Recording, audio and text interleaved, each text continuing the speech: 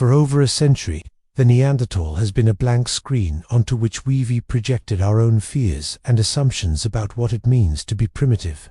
Their journey in pop culture is a rollercoaster, reflecting not their history, but ours. It tells a story of how we've gone from seeing them as brutes to recognizing them as geniuses of survival. The stereotype was born from a perfect storm of misunderstanding.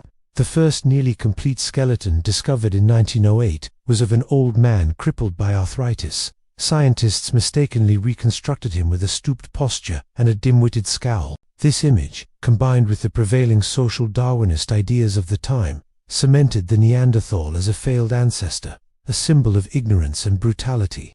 He became the ultimate other. This caricature stomped straight into mid-century pop culture. He was the convenient goon, the simpleton. Think of the slow-witted grunting cavemen in cartoons like the Flintstones or comedies like Encino Man. Their role was purely comedic, defined by their lack of intelligence and sophistication compared to modern humans. They were a joke, a relic to be laughed at. But a shift began in the late 20th century. As scientific discoveries started to pile up, a more nuanced portrait emerged.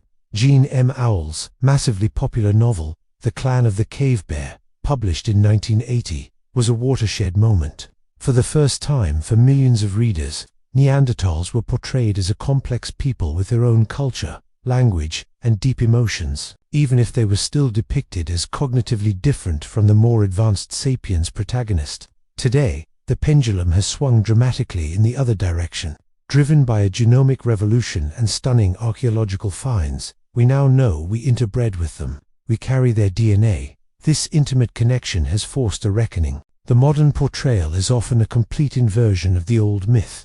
Documentaries and docuseries now show them as savvy experts of the Ice Age world, master hunters, skilled toolmakers, and compassionate caregivers who buried their dead and used medicine.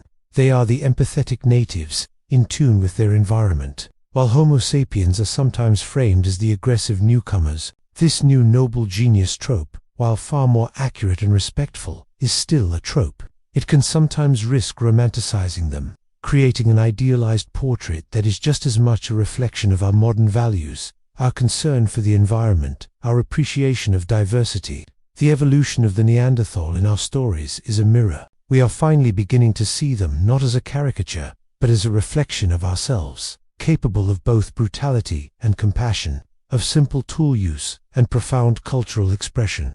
They are no longer a warning about what we might have been, but a lesson about who we actually are, a species with a deep, complex, and shared past.